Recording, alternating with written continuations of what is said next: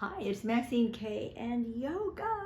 I have yoga on my lap tonight. We never know for how long, but she's nicely cuddled in.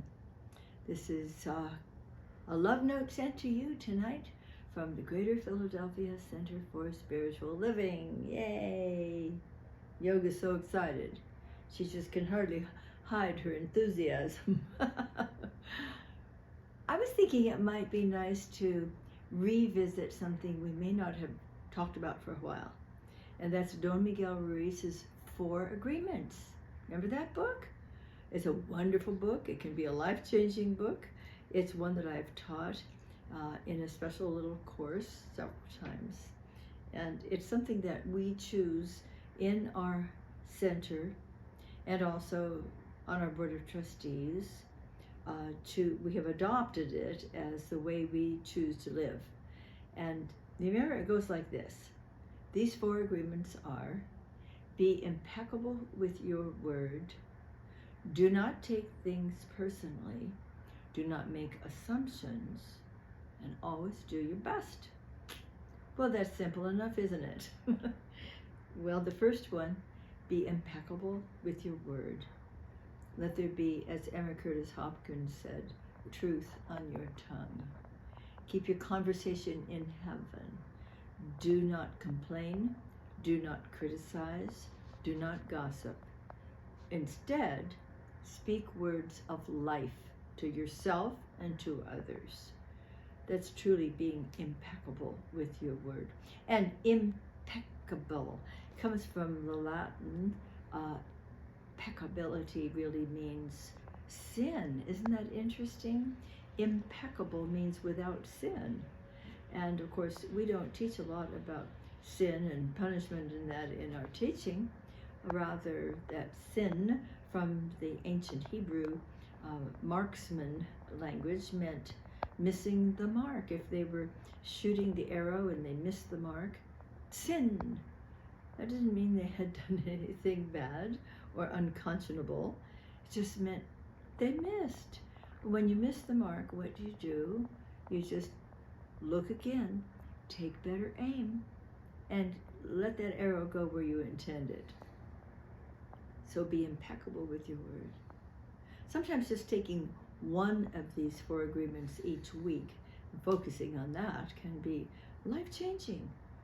Think each day about thinking before you speak, about deciding what would be positive and life-affirming, what would add to the healing rather than to the hurt. Let's be impeccable with our word. Well, the second agreement is don't take anything personally. That's not an easy one, is it? It is not an easy one, but it's an important one. Because just because you heard somebody say something that you thought was somehow a slight to you, it doesn't mean they even had you in mind at all. It really doesn't. And even if they did, not taking that personally, rather realizing that something that had to do with the other person and had nothing to do with you, is a rather healthy way to deflect it. Now, there are times that people who care about us will make suggestions, and they might notice something that would be nice for us to look at and possibly even consider changing. That's a different thing. That's done in love. But when there's criticism or condemnation, please know this: it does not belong to you. And the person who may have been expressing it probably was misguided. But don't take things personally. That's a very important one. It's a challenging one for all of us. But it makes a difference, a huge difference. Let's keep working on it, like whittling away at it a little bit each day, so that we don't react, rather that we decide that, oh, like the 2-year-old who wants attention, right? And maybe the mama's on the phone too long and not paying attention to the needs of her little one. He's been asking for attention. He's been requesting love. and she was not aware of that.